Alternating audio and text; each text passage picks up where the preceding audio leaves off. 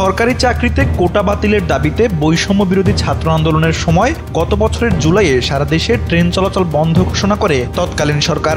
এতে বাংলাদেশ ভারতের মধ্যে চলাচলরত 3টি আন্তর্দেশীয় ট্রেনের যাত্রী পরিবহনও বন্ধ হয়ে যায়। ওই বছরের আগস্টে অন্তর্বর্তী সরকার ক্ষমতায় এসে ট্রেন চলাচল পুনরায় শুরু করতে ভারতকে 2 দফায় চিঠি দেয়। তবে নিরাপত্তা ঝুঁকির কথা বলে ভারত তা প্রত্যাখ্যান করে। ফলে টানা 15 মাস ধরে মৈত্রী, মিতালি ও বন্ধন এক্সপ্রেস ট্রেন বন্ধ রয়েছে। এমন অবস্থায় ট্রেন চলাচল পুনরায় শুরু করতে আবারও ভারতকে চিঠি দিতে যাচ্ছে বাংলাদেশ। 10 বছরের যাত্রা তো কেবলই শুরু।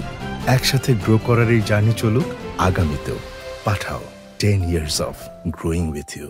জানা গেছে, বাংলাদেশ ও ভারতের মধ্যে দ্বিপক্ষীয় রেল যোগাযোগ সম্পর্কিত নানা গুরুত্বপূর্ণ ইস্যু নিয়ে আগামী মার্চে 38তম intra government railway meeting IGRM অনুষ্ঠিত হবে। সেই বৈঠকে প্রস্তুতিমূলক সভায় ট্রেন চালুর বিষয়ে ভারতকে তৃতীয়বারের মতো চিঠি দেওয়ার সিদ্ধান্ত হয়। গেল 6 অক্টোবর বাংলাদেশ রেলওয়ে এই প্রস্তুতিমূলক সভা করে, যেখানে IGRM এর আলোচ্যসূচি চূড়ান্ত হয়। পরে 23 অক্টোবর সভার কার্যবিবরণী অনুমোদন করে তাতে স্বাক্ষর করেন রেলপথ মন্ত্রণালয়ের সচিব মোহাম্মদ ফাহিমুল ইসলাম। রোববার মন্ত্রণালয়ের সিনিয়র সহকারী সচিব ফাতেমাতুজ জোহরার স্বাক্ষরিত এক চিঠিতে সভার সিদ্ধান্ত বাস্তবায়নে সংশ্লিষ্টদের নির্দেশ দেওয়া হয়। সভার সিদ্ধান্ত অনুযায়ী আগের চিঠির ধারাবাহিকতায় মৈত্রী, মিতালি ও বন্ধন এক্সপ্রেস ট্রেন পুনরায় চালুর বিষয়ে রেলপথ মন্ত্রণালয় পররাষ্ট্র মন্ত্রণালয়ের মাধ্যমে আবারও ভারতকে চিঠি দেবে। একই সঙ্গে দুই দেশের যাত্রীবাহী ট্রেনে অতিরিক্ত মালপত্র পরিবহনের জন্য লাগেজ ভ্যান সংযুক্ত করার প্রস্তাব ভারতীয় রেলওয়েকে জানানো হবে। এছাড়া রাজশাহী কলকাতা রুটে ট্রেন চালুর অনুমোদন চেয়ে অন্তর্বর্তী সরকারকে চিঠি দেবে রেলওয়ে।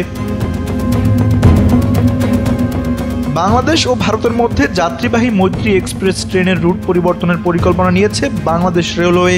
নতুন রুটে পদ্মা সেতু ব্যবহারের পরিকল্পনা রয়েছে। এ উদ্দেশ্যে দ্রুততম সময়ের মধ্যে ভারতীয় রেলওয়েকে আনুষ্ঠানিক প্রস্তাব পাঠানো হবে, যেখানে রাতের বেলা ট্রেন পরিচালনার বিষয়টিও অন্তর্ভুক্ত থাকবে। একই সঙ্গে আপ লাইনে ক্রস ওভার তৈরির উদ্যোগ নেওয়া হবে।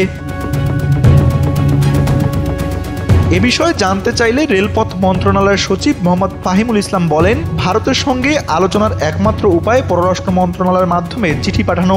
আগেও চিঠি দিয়েছি, কিন্তু কোনো জবাব মেলেনি। গত জানুয়ারিতে দিল্লিতে IGRM বৈঠকে বিষয়টি উঠেছিল। তখন ভারতীয় প্রতিনিধি নিরাপত্তা ঝুঁকির কথা উল্লেখ করে ট্রেন চালাতে রাজি হয়নি। এরপরও তারা কোনো প্রক্রিয়া জানায়নি, তাই আবারও চিঠি দেওয়ার সিদ্ধান্ত নেওয়া হয়েছে।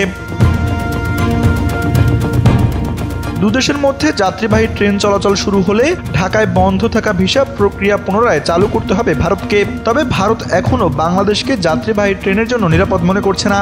ফলে পণ্যবাহী ট্রেন চললেও যাত্রীবাহী ট্রেন এখনও বন্ধ। তানভীর আহমেদ, NPB।